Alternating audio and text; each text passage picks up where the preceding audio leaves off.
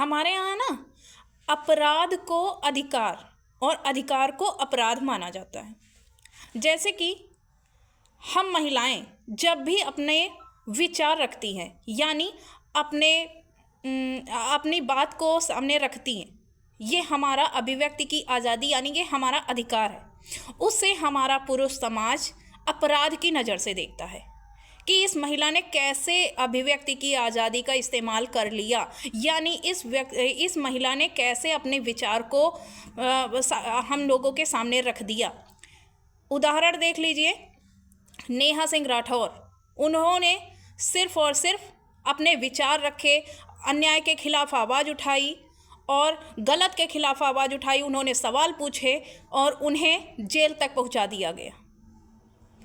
यानी झूठी एफआईआर करा के लोगों की हमारे पुरुष समाज की भावनाएं आहत हो गई, क्योंकि भाई उन्होंने तो ये अधिकार को वो लोग अपराध की नज़र से देख रहे हैं ना। वो नेहा सिंह राठौर ने तो बहुत बड़ा अपराध कर दिया और इसलिए उनके खिलाफ एफआईआर भी हो गई और पुलिस इतनी ज़्यादा एक्टिव हो गई कि उनको जेल तक भी पहुंचाने में वो कसर नहीं छोड़ रही है। उसके बाद फिर दूसरे नंबर पे आती हैं ज्योति अधिकारी जी। वो अंकिता भंडारी के लिए आंदोलन कर रही हैं, वो अपनी बात को रख रही हैं, विचार अपने कुछ शब्दों का इस्तेमाल भी कर रही हैं जो लोगों को खटक जाते हैं। अब पुरुष समाज को खटक जाते हैं, वो ज्योति अधिकारी जी उनकी नज़र में अपराधी दिख जाती हैं और उनके खिलाफ भी एफआईआर हो जाती है। पुलिस उनको घसीट कर जेल के अंदर कर देती है। ये बहुत बड़ा अपराध कर दिया ज्योति जी ने, जो अपने अधिकार का इस्तेमाल कर दिया। उसके तीसरे नंबर पे आती हैं हमारी भारती पांडे जी।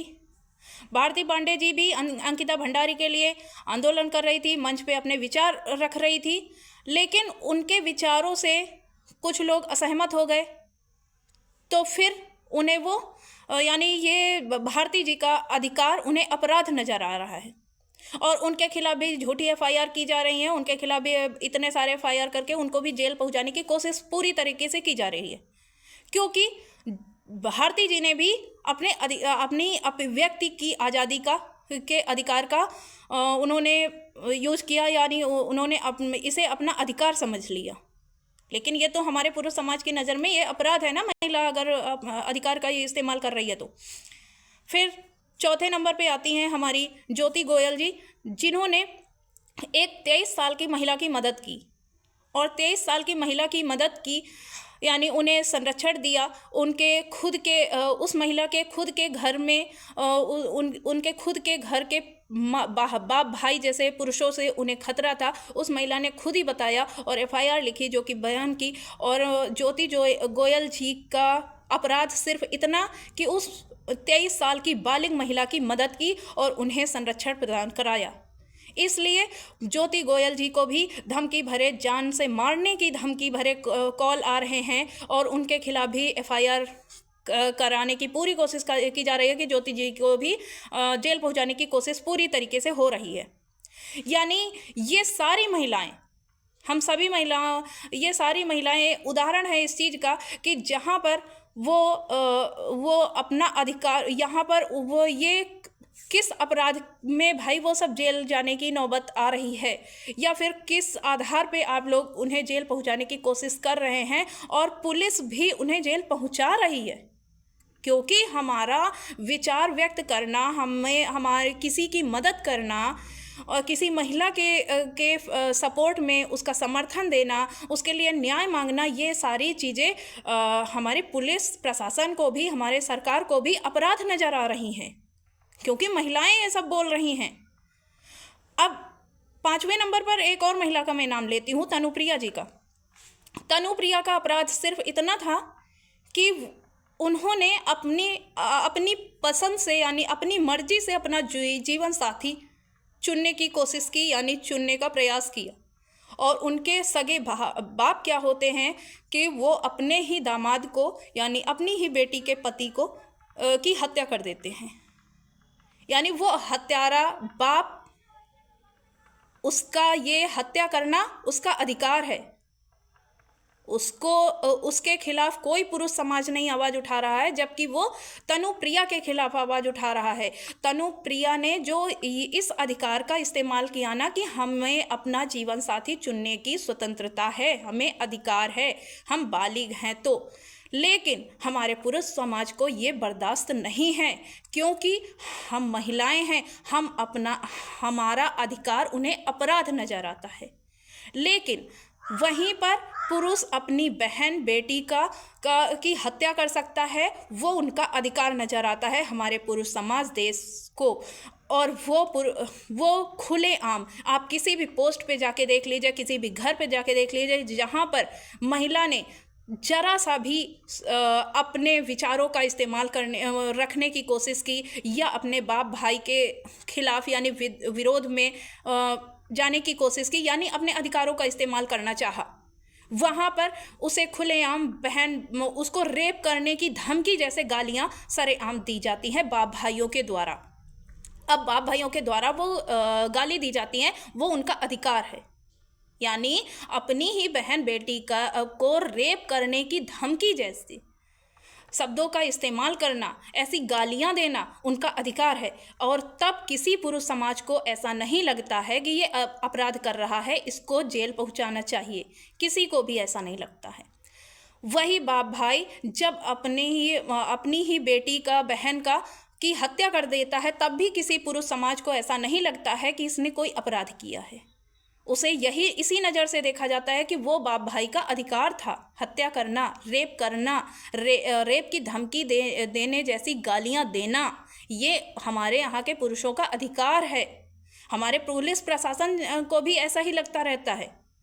जब भी कोई महिला अगर पुलिस कंप्लेन करती है, उससे ये बताती है कि हमारे ही घर में हमारे भाई बाप माँ से हमारे जान को खतरा है और ये हमें जान से मारने की धमकी दे रहे हैं, हमें खुलेआम गालियाँ देते हैं, तो वो पुलिस प्रशासन भी भाई बाप की तरफ होता है, महिला की तरफ नहीं। क्योंकि उससे भी वही दिखाई देता है कि अगर महिला अपने अधिकारों का इस्तेमाल करना चाहती है तो वो अपराध कर रही है, लेकिन बाप भाई अगर अपराध कर रहे हैं तो वो उनका अधिकार है। तो बस हम मैंने जो देखा है और वही मैं आप लोगों को बताने की कोशिश कर रही थी कि हमारे यहाँ पुरुषों को अपराध करने का भी अधिकार है। ये खुलेआम अपराध कर सकते हैं और इनके अपराध को संरक्षित करने वाले लोग भी आ जाएंगे, इनके अपराध को बचाने छिपाने वाले लोग भी आ जाएंगे। जैसे हमारे यहाँ बड़े बड़े नेता भी आ जाएंगे कि हाँ अरे वो तो बच्चे हैं, बच्चों से गलतियाँ हो जाती हैं। लेकिन हमारे यहाँ की अगर महिला अगर अपने विचार सिर्फ व्यक्त कर रही है तो कोई नेता, कोई पुलिस प्रशासन नहीं आएगा ये कहने के लिए कि हाँ हमारे यहाँ महिलाएं भी अपने विचार व्यक्त कर सकती हैं, हाँ महिलाएं भी अपने विचार रख सकती हैं, हाँ महिलाएं भी अपने अधिकार का इस्तेमाल कर सकती हैं, हाँ महिलाओं को भी पूरी बराबरी यानी समानता का अधिकार है। पुरुष और महिला दोनों ही सिर्फ और सिर्फ इंसान हैं, भारत के नागरिक हैं, दोनों को समानता और स्वतंत्रता का बराबर अधिकार है। भाई बाप अगर बहन बेटी को मार देते हैं तो ये उनका बिल्कुल अधिकार नहीं है। जैसे कि आज तक आपने नहीं सुना होगा कि कोई बहन बेटी ने या माँ बहन ने किसी भी भाई या बेटे को मारा हो जान से, सिर्फ इसलिए कि उसने अपनी मर्जी से अपनी पसंद की शादी करना चाहा या अपनी मर्जी से अपना जीवन साथी चुनना चाहा, इसलिए किसी माँ और बहन ने उसकी हत्या कर दी अपने ही बेटे भाई की। और कभी आपने ये भी नहीं सुना होगा कि किसी माँ बहन ने अपने बेटे भाई की हत्या सिर्फ इसलिए कर दी या कि उसने अपने विचार व्यक्त किए, अपने अधिकारों का इस्तेमाल किया उसने, और उन बाप बेटों को जान से मारने की धमकी भी नहीं दी जाती है, उन पर किसी भी प्रकार की हिंसा नहीं की जाती है। लेकिन सॉरी टू से हमारे यहाँ यही मानसिकता है लोगों की, और इसी मानसिकता को ही मनुवादी, ब्राह्मणवादी, पितृसत्तात्मक मानसिकता या ये व्यवस्था ही कहते हैं। और जिस शब्द को सुनकर लोग भड़क जाते हैं और उन्हें लगता है हम पितृसत्ता अगर बोल रहे हैं तो पिता को गालियां दे रहे हैं, पिता के खिलाफ बोल रहे हैं, पिता। और अगर हम मनुवादी बोल रहे हैं तो मनुवादी मानसिकता या मनुवादी विचारधारा की जगह हम ये बोल रहे हैं मनु जी गलत हैं, मनु जो भी थे वो मनु गलत है या मानव गलत है, अगर या उसका विरोध कर रहे हैं। अगर हम ब्राह्मणवादी व्यवस्था या ब्राह्मणवादी विचारधारा की बात करते हैं, उसकी मानसिकता की बात करते हैं, तो लोगों को लगता है हमने एक ब्राह्मण को गाली दे दी और वो हमारे खिलाफ FIR भी कर देते हैं और हमें जेल तक पहुंचाने का प्रयास भी पूरा कर देते हैं, क्योंकि ये हमारा अपराध है, ये हमारा अधिकार नहीं है। संविधान को पता नहीं हम नहीं समझ पाए या ये लोग नहीं समझ पाए, लेकिन संविधान में जो लिखा है वो होता नहीं है हमारे देश में। बस संविधान में लिखा हुआ है, लिखा कुछ और है, होता कुछ और है।